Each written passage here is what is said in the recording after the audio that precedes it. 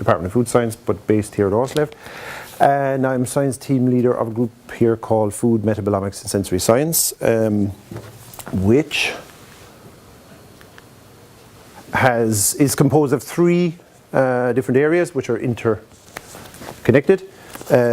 Post-harvest quality in fruit and vegetables, which is kind of a carryover from the old days here when this facility was very much about fruit and vegetable and primary production. Also metabolomics, which is of course the area about metabolites and eating in nutrition. And the area that I represent from a scientific perspective, sensory and consumer science. So that's the group and the situation. Just to say then that in the sensory consumer side of things that we would work on perception, human perception of food, using the senses. Should I go here, maybe? Uniqueness, as I call it, in relation to food. How are they unique? How are foods unique? The situation, we will be moving more into that. Where we eat foods, with whom. Quality, that old nugget, food quality. I think it's back on the agenda. I think it means something else now than it used to. It's not just quality, it's qualities of food. New food, where should we be going with developing foods? How should they be developed in ways that people will actually eat them?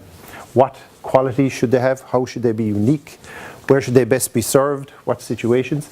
And of course, it all has to be done within this context, as everyone calls it, of health and well-being. Okay? So, to say something about the vision for this workshop, which I think there is one, and as Michelle said, it's a multidisciplinary, cross-disciplinary idea. For me to bring the three of us together is unique, I would say. And there is a synergy possible there that doesn't really exist within the sensory area so far. For me, the sensory area, I've been involved in it for 20 years or so now. I started at the University of Copenhagen. I've only joined Aarhus in March. Sensory science started as a discipline where we tasted food. We used other disciplines as models for how sensory science should become a science. So it was repeatability, it was replicates, it was mimicking chemistry in many ways, if you want to call it a broad stroke thing. But sensory science has become more of a qualitative, is moving into a qualitative area, or has done in many ways. And for me, I wonder where it can go next in terms of it being about taste and the senses and our perception of food. So for me, it's about opening our minds, literally, a little bit, and connecting the mouth to the mind, but in a psychological context, as Charles works, and in a consumer and marketing context, as Klaus works. And they can correct me if that's an incorrect assumption of where you work. So just to say very basically, the senses for me are eating and concepts, that's where we work. So taste and how I feel about food and novelty and so on. The consumer in terms of eating and the dynamics of that eating and how it changes in terms of marketing and consumer influences. And then maybe, Charles, you're more in the eating and environment end of the spectrum. Stick me in a dark room, put somebody very nice with me, and how do I behave in relation to my food? Put it on a funny coloured plate, for example, or a funny shaped one.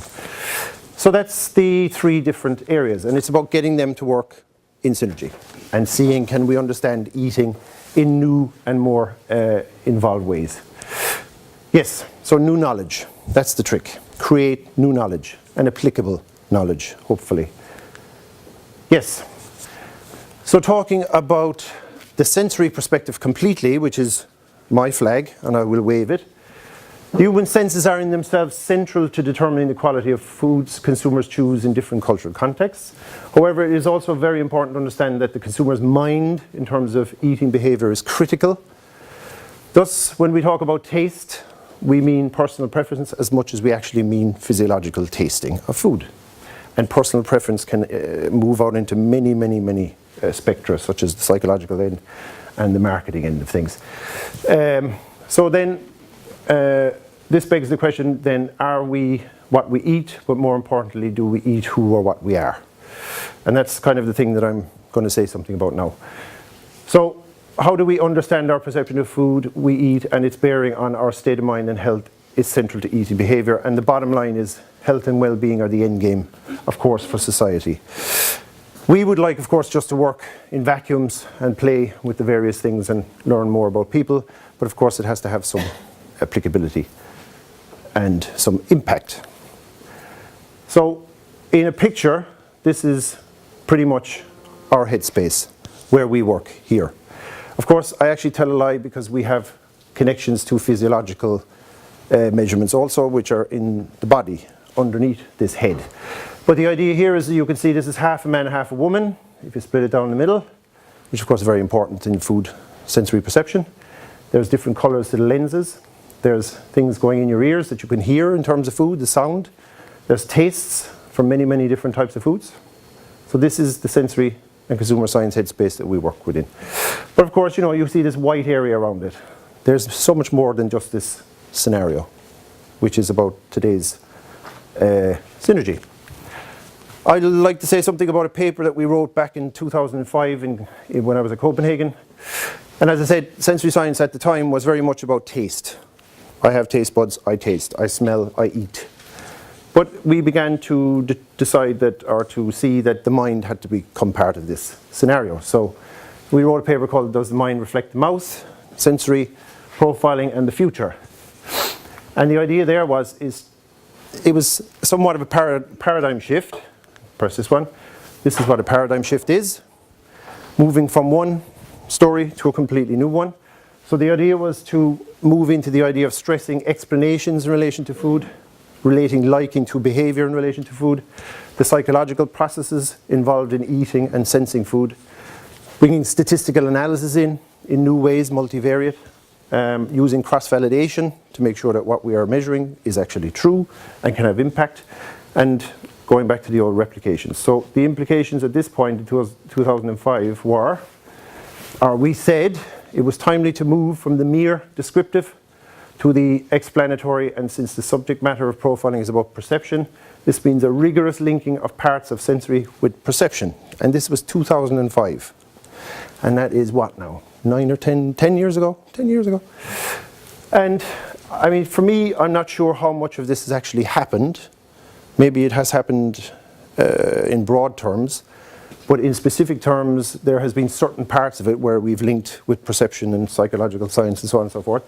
But I think the time is timely now where we actually do take it seriously and put these things together in a way where we bring the taste buds and the different things we're tasting out into a world which actually exists.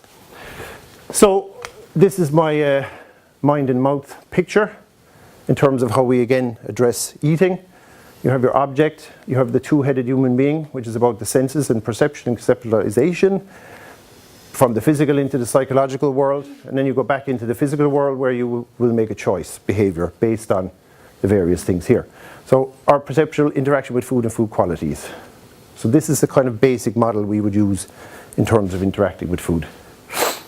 So if you look at this story, over here we have a bunch of pears and a red pear. It has quality, it has qualities, it's unique, it's novel, and what is our conceptual view of this? So let's look at it here. What are the implications of this scenario? Who would eat the red one as a standard option? How can it become the new normal? I mean, as some of you would have heard me say before, a pear is not necessarily a great problematic thing, but if we took away all yellow and green type pears and only had red ones, would that be okay? The red one may have the secret to great eating, and it's not even the most different thing. I think cross-disciplinarity and synergy in the sciences can make us understand why that red pear might work or may not work in terms of changing how we perceive eating of pears. Of course, it has nothing to do with eating pears, it's about any kind of food. Many, many more examples. Again, it's a novelty thing, right? This is a novelty. I think it's very interesting. But what happens after a few times of eating this red pear? There's many different kinds of interesting carrots out there these days. There's peas inside black pods. There's kind of very odd looking strawberries. I think they're called a pine berry. It's a strawberry that tastes like pineapple, maybe. Very interesting. scratching my head over here. But what tends to happen in terms of behavior and eating in relation to this is over time we get bored. It's just not something that is like an original strawberry or an original pear. So the product has initial impact but fails in the market. Huge problem with new product development. Most people will make that measurement day one. This is brilliant, put it on the market, bang, gone after 2 months, couple of months. So how to make different new a success and to ensure adaptation. It is absolutely impossible, this game, to do without bringing the likes of Charles and the likes of Klaus and myself, hopefully, together. Because there's so much more to it than just taste and just hoping that people will eat things. Anyway, so just quickly to say a couple of studies, or a study that we've done here in this direction. So I'm talking about what we would normally do, moving beyond taste, would be moving into concepts or novelty in relation to something. How far can we move a product or change a product and still have it work on the market, not get bored? So, yes, I said that. So this is from a thesis on honey, or a part of the thesis on honey, which is about sensory uniqueness and dynamics in consumer understanding of local foods. I think I have a slide here, yeah. Just on this idea of local, which has been used an awful lot, or is talked about an awful lot in terms of selling food. What is local, is my question. It's a bit of a ruse, actually, what local is, I find. So, you know, we kind of maybe know who this guy is over here. This is Rene Redzepi from Noma, and what I'm going to say now is no disrespect to him, he's a very good guy. But he talks, there's been a huge discussion about local food, locavore, New Nordic, etc., etc. But the question is what really is local and what really has longevity and what can have longevity and where do things come from? Or is this just a marketing tool? Right? There's a lot of discussion about what local and regional are, and people talk about post-World War II, over 25 years old, is local. So if you create a product today, could be anything, blue egg, a pink banana, in 25 years it'll be a local product. Doesn't make that to me is completely nonsensical, but anyway. So this one is a local product, very much so. It fits all those criteria. It's post-World War II. It's over 25 years old. It's from Hawaii, I believe, which is musubi, which is a combination of sushi and fried bacon, this spam type thing. And there's an absolute very, very, very good and basic simple description of why this exists. Because Hawaii, World War II, Japanese people, put the two things together and you get this. So I think this is, you know, it mightn't be cool, it mightn't be interesting, it mightn't be whatever, but that's what local is. And unique is. And they eat it like hotcakes over there in the different gas stations, right? I've never been there, but I've heard this from people. So, you know, and then you have New Nordic food. So this has huge longevity in Hawaii, part of their culture. Will this have huge longevity in Denmark or in the world? I believe you, Klaus, recently you published something about this as being somewhat of a niche story in the end, no matter what. New Nordic food. Anyway, but the point is, you know, what can you add to food to make it something that we can change our eating in with and will have longevity and become new normal, pretty much. Or local stroke national or international. So, just to say something about this, which is quite a simple and straightforward study, we worked with Danish honey. Every country has honey. It's an extremely local product because bees don't fly very far. But that's quite interesting because then you can see it's related to the land. It can be very, very unique. It can have very, very novel properties. So we decided we would, it's consumer concepts and new product development of local foods. The aim of it was to see how far you could push honey in terms of adding things to it without destroying the fact that it was honey in the first place. So we mapped the honeys in Denmark, and there are millions of them, but we took certain ones from certain areas, and they're highly distinct across these areas, which is all very fine and very interesting. So you can sell honey with the idea that it's very specific to where it's from. There's no surprise in that. But the next trick was, what can we do to this honey not to ruin this uniqueness? So there was, what is it, 6 honeys there, but then we decided we'd go novel. And the idea was, how much novelty can you put in without, with it being accepted? So of course we decided we'd play with some kind of Nordic things, such as horseradish, peppermint, mustard, apple and sea buckthorn. Some of these are Nordic inspired, most of them were. So we added this. Here's the experimental setup. As you can see, they look different colors, they have different sort of textures, there's different things in them. And we got the panel who are trained in the first instance to taste and score and what have you. So these were the conceptual attributes. We're not talking about sweet, sour, salt, bitter here. We're talking about something more strange, abstract. So abstract concepts we asked people about were, are these things familiar? Are these things ordinary, exclusive, traditional, modern, typical Danish? Whole bunch of abstract concepts. Functional concepts. Where can I use this thing? Is it of any use? I mean, I throw something into honey, if it isn't useful, it becomes a piece of art, let's say. Emotional. Some people have emotional reactions to foods. They make you happy, they make you sad, they make you surprised, they make you angry, they disgust you. And then appropriate for use, which is very useful for the industry because great, we make a product, put it on the market shelf, the consumer has no idea what this thing is for. Very interesting. But I'll buy the original one anyway. But that's difficult in Denmark because the loss leader culture is not possible really. It's too expensive to throw all these kind of grey area products out there. Anyway, so this kind of question was asked during the thing. So does honey make you angry, sad, or happy? I mean, if you think about that for a second, does it? I really get kind of annoyed by honey, right? Don't you? A little bit? Especially if you stick sea buckthorn in it, maybe.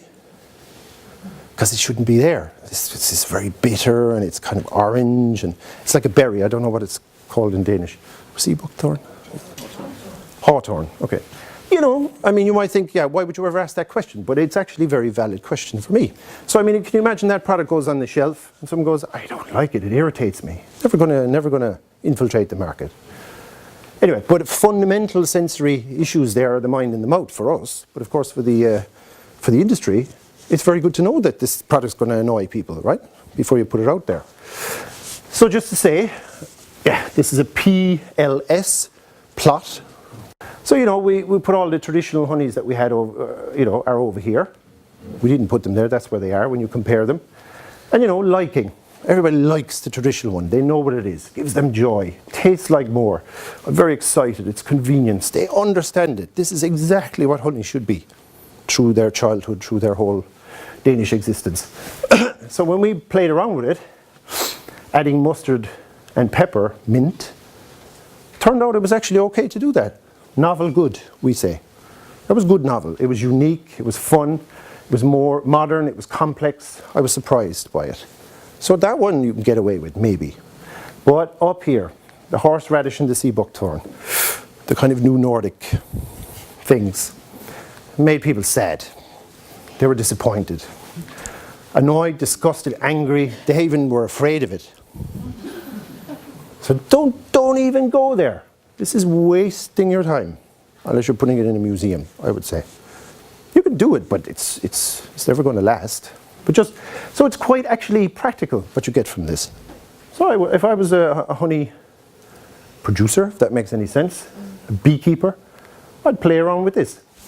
And actually of late we have got a project funded by the Danish government in the Green Demonstration Program. I think it's called in English, GUDP, where we've put together a honey network in Denmark to explore where the honey game should go in the country, because there is huge potential there.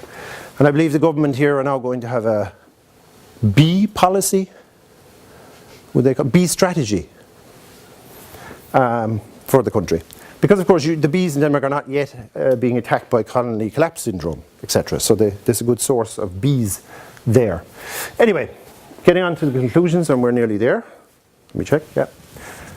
So just to say, traditional novel honeys were separated by different concept associations and provided more product information from consumers than simple product liking. So I like it, I don't want the taste of sweet, sour, salt, bitter, but I have a huge emotional, conceptual reaction to these things, which you need to be aware of. Familiarity had a positive impact on the conceptualization of the honeys. The level of novelty and its conceptualization are critical in the market success of unique novel products. They need to be appropriate for their use. They need to have some sort of use built into them that people can understand. And then the idea would be is to combine sensory, conceptual, and use in a mind and mouth context. And then you'll have a much better idea of what the product can do in the real world. So, just to summarize, the product should be liked on a sensory basis. That's always a good thing. It should fill a unique and pleasant conceptual space and be provided with suggestions for use, if there are no pre-existing common guidelines. So if you're a producer, please read that. It'll help you and save you some money. This is a head diagram from this thing, from this thesis. So it's about liking at the core, sensory perception, concept associations, appropriate for use, and you'll get it in here and you'll get a good response. This is just another paradigm for the thing.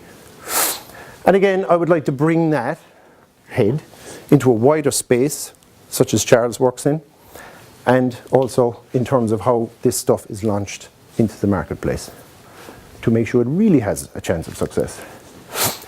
So the last piece now is just, I'll say something about where I see sensory consumer science going, or where it should be.